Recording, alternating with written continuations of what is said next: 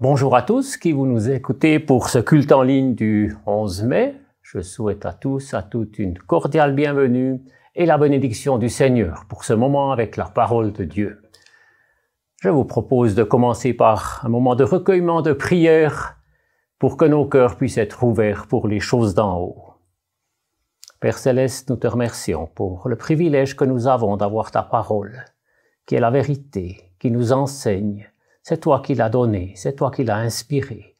Et c'est toi qui veux aussi toucher nos cœurs en ce moment. Bénis chacun qui écoute.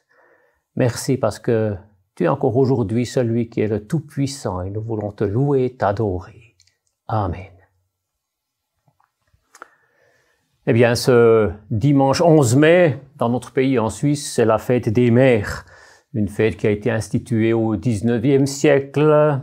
Comme je sais en Angleterre, ça s'est étendu sur tout le continent. En ce temps-là, pour valoriser, pour remercier la femme dans la société qui n'était en ce temps-là pas tellement bien représentée, en tout cas pas autant qu'aujourd'hui. Au XXe siècle, on a encore ajouté la fête des pères pour donner aussi une importance au papa. Et au XXIe siècle, nous sommes maintenant, je me demande des fois si cette fête a encore sa raison d'être, avec l'égalité des sexes, avec la montée du féminisme. Est-ce qu'on ne devrait pas abolir cette fête ou alors la remplacer? Je vous propose de la remplacer. On pourrait la remplacer par la fête des familles, de la famille naturelle selon l'ordre de la création. Je ne sais pas si on aurait du succès, mais je vous propose de la remplacer ce matin avec le thème des bonnes relations ou la fête de la sagesse que Dieu donne à tous ceux qui se tournent vers lui. Pour cela, bien, je vous propose une histoire de la Bible, une histoire d'une femme, peut-être pas très connue, qui a eu beaucoup de sagesse et qui nous est un exemple, un encouragement à tous, mais surtout à ceux qui sont mères de famille. On veut leur souhaiter la bénédiction du Seigneur en cette journée. Pour aujourd'hui, eh bien, je vous propose l'histoire d'Abigail que l'on trouve dans 1 Samuel 25. Une femme de la Bible, une femme de sagesse, de bon sens, nous dit la parole, une femme de foi et une femme d'action quand ce fut le moment. Je vous propose une première partie que je ferai oralement parce que ce chapitre 25 de 1 Samuel, il est très long.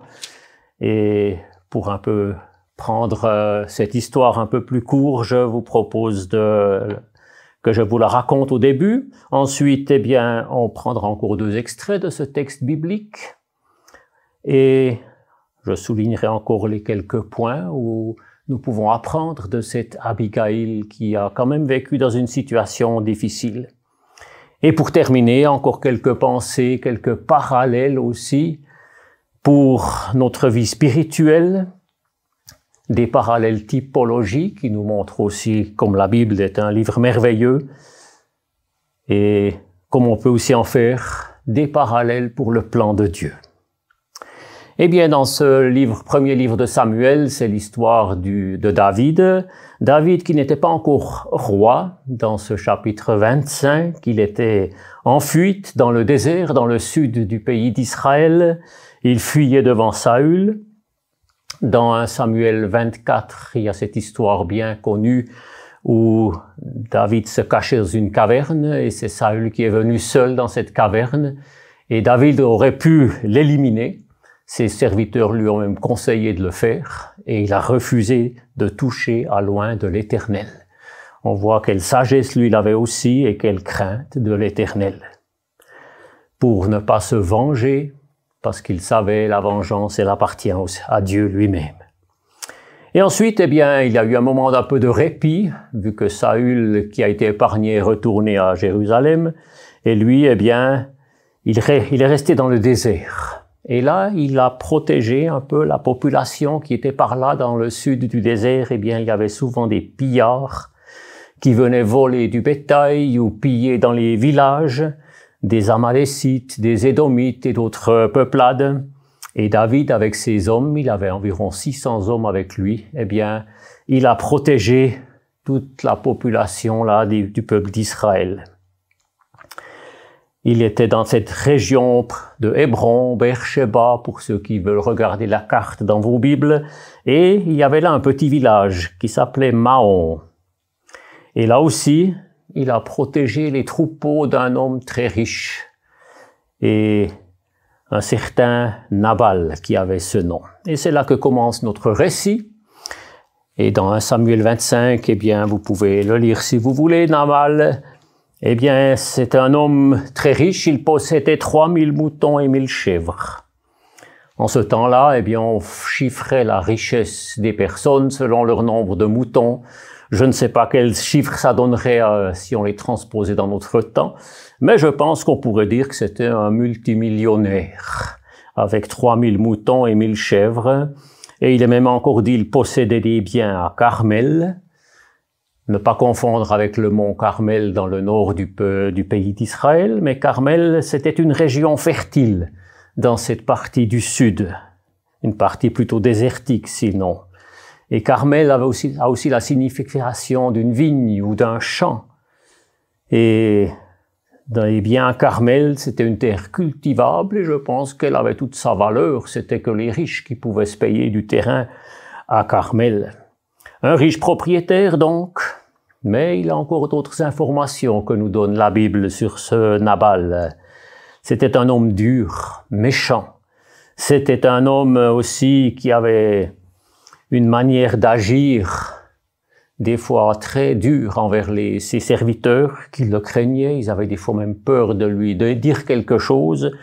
On peut dire c'est un homme qui était imbu de lui-même. C'est un homme, ce nom Nabal, il signifie folie, insensé. Et je pense que c'était plutôt un surnom qu'on lui donnait. Un surnom qui lui allait finalement bien, malheureusement.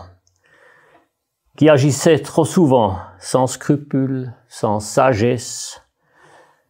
Et un homme qui n'était pas prêt à écouter des fois les remarques ou les questions de ses serviteurs. Il avait une épouse qui s'appelait justement cette Abigail que j'aimerais mettre en personne principale en ce dimanche de la fête des mères. Sa signification, elle est « Ma joie est en Dieu ». Voilà, quel beau témoignage. La Bible nous dit deux caractéristiques de cette femme de Nabal. Elle était pleine de bon sens et très belle de figure. Une femme de valeur, qu'on peut dire, dans un environnement quand même négatif. Et avec les yeux d'aujourd'hui, quand je considère cette histoire, eh bien, je me dis, mais qu'est-ce qui s'est passé? Quel contraste entre ce Nabal et cette Abigail? Que s'est-il passé pour qu'une femme de telle valeur marie un homme tellement méchant et avec, oui, tellement des caractéristiques de caractère négatif?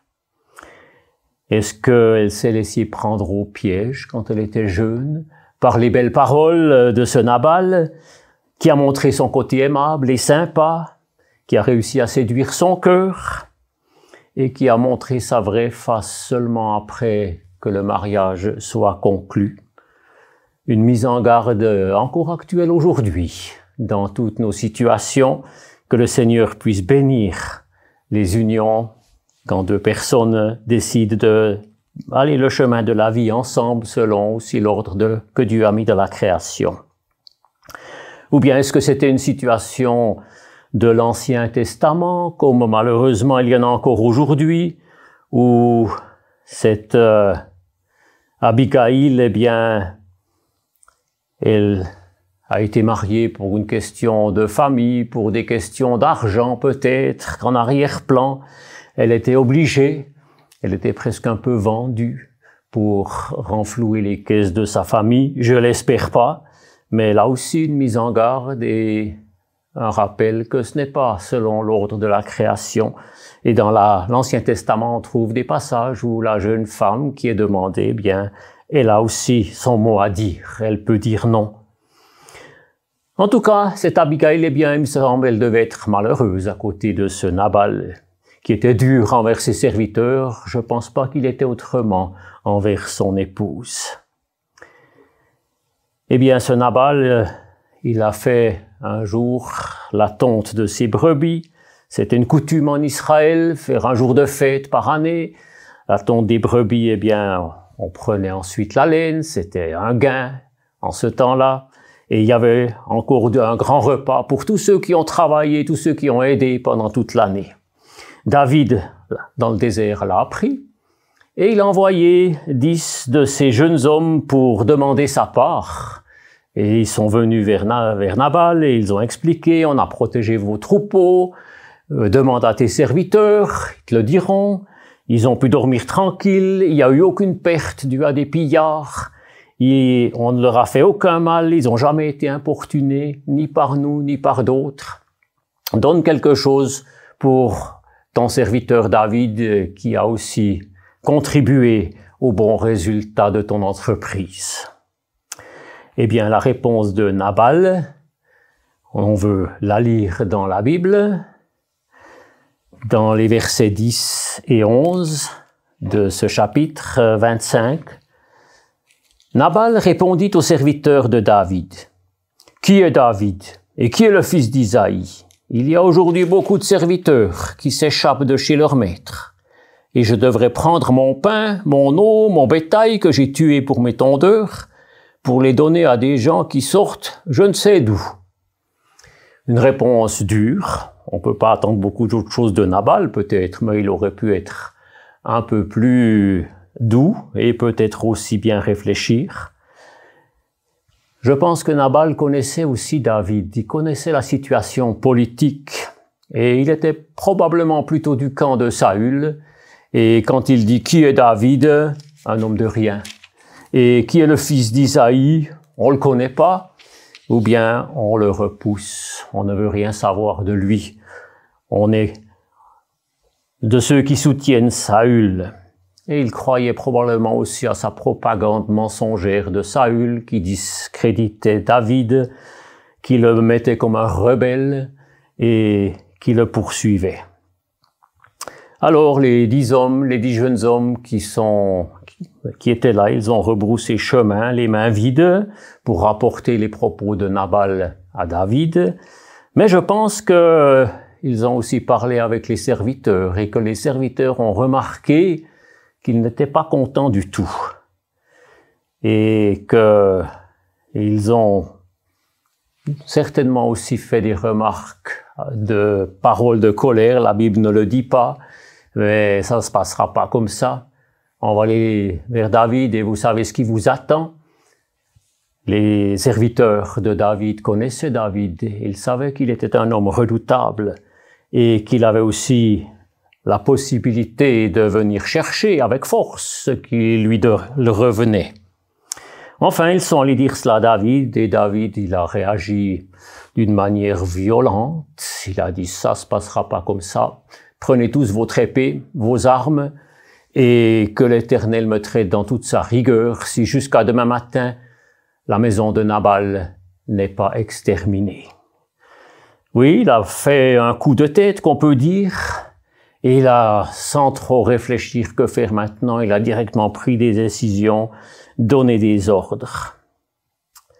Les serviteurs ont remarqué cette situation. Ils ont pensé, oui, ces serviteurs de David, eh bien, leur menace, elle n'est pas infondée. Et ils sont allés vers Abigail pour lui parler de cette situation. Et ils n'ont pas osé s'approcher de Nabal pour lui dire, réfléchis quand même bien, tu devrais penser que David, il risque de se mettre en colère. Ce Nabal, eh bien, il nous est aussi un peu un enseignement, hein, pour nous les hommes, pour les pères de famille, que nous ne nous mettions pas en colère, que nous agissions avec sagesse. Et ce Nabal, eh bien, un homme imbu de lui-même qui est devenu aveugle pour les réalités, pour les nécessités. Et malgré sa grande fortune, eh bien, il s'isole. Que dire de ce Nabal pour nous aujourd'hui? Eh bien, la sagesse et les bonnes relations, ça ne s'achète pas avec de l'argent. Ça se soigne, ça s'acquiert avec humilité, avec amour. Et avec patience aussi, et aussi avec un cœur bien disposé. que malheureusement ce Nabal n'avait pas. Eh bien, les serviteurs, maintenant, ils vont vers Abigail. Ah, cette pensée-là me touche. Ils avaient confiance. Ils savaient, Abigail, eh bien, elle saura comment faire. Ou bien, ils sont allés lui dire, écoute, voilà ce qui s'est passé. Et maintenant, sache et vois ce que tu dois faire. Car la perte de notre maître, elle est arrêtée chez David. Je pense qu'ils ont entendu les propos de ces 10 jeunes hommes, comme quoi, eh bien, ça n'allait pas se passer comme ça. Et ils ont encore dit, on vient vers toi parce qu'on n'a pas osé parler à Nabal. Il est si méchant. Il ne nous aurait premièrement pas écoutés, deuxièmement peut-être même encore réprimandés. Et maintenant, je vous propose de lire le passage dans 1 Samuel 25, les versets 18 à 31. J'ai sauté quelques versets encore pour voir cette réaction maintenant de cette Abigail. Abigail prit aussitôt 200 pains, 2 outres de vin, 5 brebis toutes préparées, 5 mesures de grains rôtis, 100 gâteaux aux raisins secs et 200 aux figues sèches. Elle chargea tout cela sur des ânes et dit à ses serviteurs, « Passez devant moi, je vais vous suivre. » Elle ne dit rien à Nabal, son mari.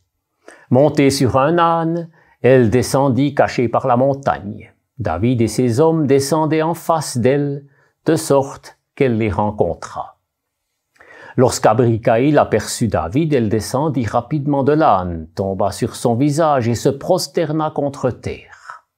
Puis, se jetant à ses pieds, elle dit, « C'est ma faute, mon Seigneur. Permets à ta servante de te parler et écoute ces paroles. Que mon Seigneur ne prête pas attention à ce méchant homme à Nabal, car il porte bien son nom, il s'appelle Nabal, et il y a chez lui de la folie. Quant à moi, ta servante, je n'ai pas vu les hommes que toi, mon Seigneur, tu avais envoyés. Maintenant, mon Seigneur, aussi vrai que l'Éternel est vivant et que ton âme est vivante, c'est l'Éternel qui t'a empêché de verser le sang et qui a retenu ta main. Accepte ce cadeau que moi, ta servante, je t'apporte et qu'il soit distribué aux hommes qui marchent à ta suite. Pardonne la faute de ta servante. En effet, l'Éternel accordera à mon Seigneur une maison stable, car mon Seigneur soutient les guerres de l'Éternel. Et on ne trouvera jamais rien de mauvais chez toi. Si quelqu'un se dresse pour te poursuivre et en veut à ta vie, ton âme sera bien gardée auprès de l'Éternel, ton Dieu. Lorsque l'Éternel aura fait à mon Seigneur tout le bien qu'il t'a annoncé et qu'il t'aura établi chef sur Israël, mon Seigneur n'aura ni remords, ni trouble dans son cœur pour avoir versé le sang inutilement et s'être vengé lui-même. Et lorsque l'Éternel aura fait du bien à mon Seigneur, souviens-toi de ta servante. Jusque-là, ce passage qui nous montre la réaction de cette Abigail, eh bien, elle prend les initiatives, elle donne des ordres, elle ne va pas demander son mari, elle sait très bien qu'il aurait refusé de faire quoi que ce soit, il était tellement bloqué et imbu de lui-même. Et les serviteurs aussi vont vers elle, ça nous montre qu'elle a la confiance des serviteurs. Et un point très important pour nous, pour les papas, pour les mamans, ce jour de la fête des mères ou la fête des bonnes relations, n'oublions pas que la confiance, ça se construit, ça ne s'achète pas. Et la confiance, il faut la gagner. On ne peut pas l'exiger. Ne l'oublions pas. Et cette Abigail, elle nous est en exemple, elle avait la confiance des serviteurs. Et maintenant, elle donne des ordres pour préparer des riches cadeaux pour David et ses hommes. Elle avait la mesure de ce qui était correct, qui revenait à David. Eh bien, ils ont chargé ça sur des ânes. Et maintenant, où est-ce qu'il fallait trouver David? Ah, les serviteurs, eux, le savaient. Et elle les laisse passer en avant. C'est pas elle qui prend la direction du convoi, mais elle leur dit, allez de l'avant, je vous suivrai. Et monter sur son âne, c'est aussi une image pour l'humilité. La Bible parle des fois indirectement aussi en image. On a aussi lu ces quelques mots cachés par la montagne. C'est pas seulement une question de géographie, qu'elle était sur le côté où on la voyait un peu moins, mais je vois aussi caché ici une protection, une bénédiction de Dieu. Dans la Bible, la montagne, c'est souvent aussi la puissance de l'Éternel, symboliquement. Quelques points sur cette Abigail. Elle rencontre David et se jette à ses pieds. Un signe d'humiliation, c'est vrai, mais aussi de reconnaître son rang. Elle n'était pas comme Nabal qui repoussait David. Elle le reconnaissait comme le futur roi. Elle savait c'est loin de l'Éternel. Et c'est lui qui sera roi. Elle dit même il soutient les guerres de l'Éternel. Il s'engage pour la justice, pour la droiture, pour la paix. L'inverse de Saül finalement. Et elle connaissait aussi la situation politique, la situation de David. Et maintenant, en étant consciente que c'est le futur roi qui est là devant elle, elle demande la parole. En sachant bien que finalement elle n'aurait pas la parole, déjà en tant que femme dans ce temps-là, et ensuite en plus encore la femme de Nabal, qui est indirectement aussi fautive, et elle demande la parole avec sagesse. Et un point, elle prend la faute sur elle, c'est ma faute. Elle commence comme cela son discours. Elle ne met pas la faute sur les autres, elle ne cache pas par des excuses de tout genre, mais elle prend la faute sur elle. La seule chose qu'elle dit, j'ai pas vu les hommes que tu as envoyés indirectement, mais j'aurais réagi déjà avant.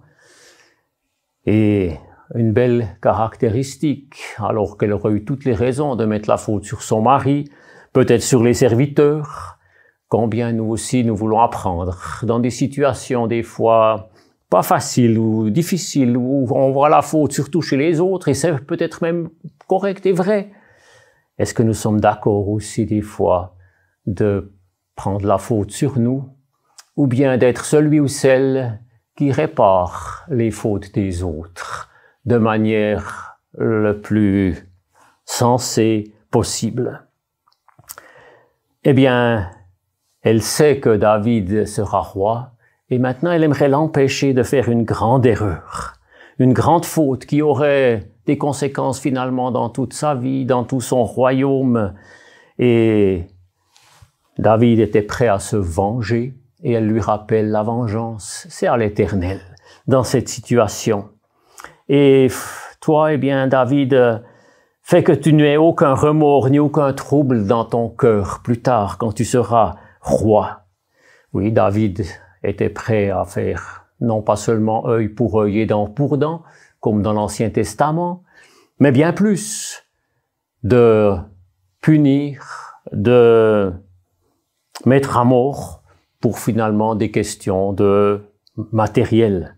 Alors, il était prêt là, tout à coup, à passer outre dans sa colère. Et cette femme de sagesse vient maintenant l'arrêter et lui rappelle que la vengeance appartient à l'Éternel. Ne commets pas cette erreur où tu seras plus tard. Oui, ça va te faire des remords. Une femme de sagesse. Je souhaite, en ce jour de la fête des mères, que beaucoup de femmes, dans leurs tâches quotidiennes, dans leur travail aussi, soient des personnes de sagesse. Mais pour nous chrétiens aussi, que nous ayons aussi la sagesse de peut-être, selon nos possibilités, d'arrêter là où il y a des limites qui seraient dépassées. Et pour terminer, elle a encore à la fin une demande à ce David. Souviens-toi de moi quand tu seras dans ton règne. Elle souhaiterait être libérée de sa situation de femme, d'un homme tellement injuste. Oui, elle était probablement un peu comme une esclave. Sans savoir comment David allait faire ça, elle était liée à son mari, selon la loi, pour toute la vie. Mais elle s'en remet avec foi à David en lui disant quand tu seras roi, souviens-toi de moi. Voilà aussi un bel exemple pour nous dans nos situations, qu'on peut les apporter à Dieu, à notre Seigneur. Et même si nous n'avons pas la solution, lui, on peut attendre qu'il dirige les choses. Et dans cette histoire, il y a encore maintenant l'épilogue, la fin de cette histoire, que je cite seulement en quelques mots. David a renoncé à son expédition meurtrière, il a accepté les cadeaux, il a même loué et remercié Dieu pour cette femme qui est venue l'arrêter. Et il est retourné au désert, Abigail est retournée à la maison, elle a trouvé son mari qui était ivre ce jour-là, qui avait trop bu, elle a attendu le lendemain pour lui dire tout ce qui s'est passé. Et ce Nabal, eh bien, il était tellement effrayé de tout ce qui s'est fait, qu'il en a eu probablement un arrêt cardiaque ou une crise cardiaque. En tout cas, la parole nous dit, eh bien, que l'Éternel l'a frappé et qu'au bout de 10 jours, il est décédé. David a appris cela, qu'il est décédé, ce Nabal. Il a encore attendu un moment que cette Abigail fasse son deuil. Et ensuite, il a envoyé une délégation pour lui demander si elle serait d'accord d'être son épouse. Ah, il avait vu une femme de bon sens, une femme de valeur. Celle-là, elle pourra être une reine à mon côté dans mon règne qui vient. Et Abigail a accepté. Et pour elle, une vie nouvelle a commencé. Son ancienne vie de semi-esclave d'un homme méchant, c'est terminé, c'est le passé. Et elle se trouve maintenant comme l'épouse du futur roi. Et ce n'est plus allé bien longtemps que David a été élu ensuite comme roi sur tout le pays d'Israël. Pour terminer, encore quelques réflexions, on peut dire des parallèles typologiques pour l'histoire du salut cachée dans cette histoire. On peut dire peut-être un peu une allégorie. Je sais qu'il y a des théologiens qui sont pas très partisans d'employer ces histoires de l'Ancien Testament pour en faire des parallèles avec le plan de Dieu. J'aimerais rappeler que cette histoire est absolument vraie. Je ne veux surtout pas la relativiser, mais que on peut aussi voir dans ces histoires comme la Bible, elle est inspirée de Dieu, elle est merveilleuse. Et que cette histoire, eh bien, on peut faire quelques parallèles aussi pour le plan de Dieu, pour son salut. David, eh bien, c'est une image pour Jésus-Christ, le Sauveur, le Messie. Et il y a un autre roi. Ici, c'est Saül, une image pour Satan, qui est encore le prince de ce monde. Et tout être humain, eh bien, il a soit l'un, soit l'autre, comme autorité au-dessus de lui. On a lu que ce Nabal, eh bien, il était du côté de Saül. On a vu l'influence que ça a eu sur sa vie, la puissance du mal dans l'être humain. Voilà peut-être aussi une image pour ce Nabal, qui ne voulait pas reconnaître David comme roi. Et pour nous, aujourd'hui, il y a malheureusement beaucoup de personnes qui ne sont pas prêtes à accepter, à croire que Jésus-Christ, il est le Sauveur, le Fils de Dieu envoyé sur cette terre. Abigail, eh bien, c'est une image aussi pour l'être humain qui est déchu dans le péché. On se demande pour Abigail qu'est-ce qui s'est passé, qu'elle devienne la femme d'un homme pareil. Et pour nous, une image, l'être humain qui est lié au mal par la faute originelle, par la chute dans le péché d'Adam et Ève, qui ont écouté la propagande mensongère de l'ennemi de Satan. C'est ce que nous dit la parole de Dieu. Et Abigail est aussi une image pour une femme sage, qui a été prête à écouter, à discerner, à découvrir aussi, et à devenir une personne qui reconnaît déjà dans son cœur Jésus-Christ. Et les serviteurs de David, eh bien, ils viennent, ils appellent, ils demandent leur part, et les serviteurs aussi étaient là pour montrer le chemin. Et Abigail, eh bien, dans sa position vers David, on voit aussi plusieurs éléments d'une vraie conversion. Monter sur son âne d'abord, être d'accord de s'humilier, ensuite se jeter aux pieds de David, accepter que Jésus-Christ, il est le Messie, il est le Sauveur. Elle a apporté toutes sortes de cadeaux, être aussi d'accord d'apporter toute sa vie, aussi son passé. Elle lui remet aussi sa situation, qui est bloquée avec ce Nabal, en sachant avec foi, eh bien, il saura quoi faire. Et elle s'en remettait aussi à Dieu, l'Éternel. Elle le cite plus d'une fois, l'Éternel, le Dieu d'Israël. Et maintenant, pour nous, eh bien, aussi une belle parallèle pour cette Abigail qui a réalisé l'aide du Seigneur. Ce Nabal, il est décédé, elle était de nouveau libre. Une image aussi pour nous, eh bien, la puissance du péché en nous, elle est vaincue par Jésus-Christ. Crois-le, prends-le, et il nous invite maintenant à le suivre pour que les choses anciennes dans nos vies soient passées et toutes choses sont devenues nouvelles. Voilà ce que nous dit la parole de Dieu dans le Nouveau Testament. Voilà ces quelques pensées. Je vous invite à lire tout le chapitre et à repasser dans vos cœurs les quelques pensées que j'ai pu vous redonner ce matin, avec aussi des encouragements à continuer de servir Jésus-Christ, le Sauveur, qui reviendra bientôt. Je souhaite à tous une journée bénie, avec aussi une bénédiction spéciale pour les mamans, pour les papas de famille, et que le Seigneur nous accorde beaucoup de sagesse et de bonnes relations, afin que lui puisse dans ce monde, des fois tellement négatif, avoir ses serviteurs qui le servent et qui le représentent, et que beaucoup puissent encore reconnaître qu'il est un bon maître et qu'il est bon et bienfaisant de le servir. Je prie encore pour terminer. Seigneur, nous te remercions aussi pour cette histoire de la Bible, une histoire vraie, une histoire où tu as aussi démontré ton aide, ta puissance envers cette Abigail dans sa situation. Tu as aussi corrigé David dans l'erreur qu'il allait faire et tu as dirigé les choses pour que, oui, tu puisses être glorifié. Nous voulons prier et demander que ton règne aussi puisse venir dans notre temps et que ton royaume soit construit jusqu'au jour de ton retour. Tu bénis chacun qui a écouté ce matin et tu bénis ta parole dans nos cœurs. Amen. Je vous invite à revenir dans 2 semaines, le 25 mai, la prochaine prédication en ligne en français, où tout le monde est invité à prendre du temps pour que la parole de Dieu puisse habiter richement dans nos cœurs. Je vous souhaite un bon dimanche avec la bénédiction du Seigneur.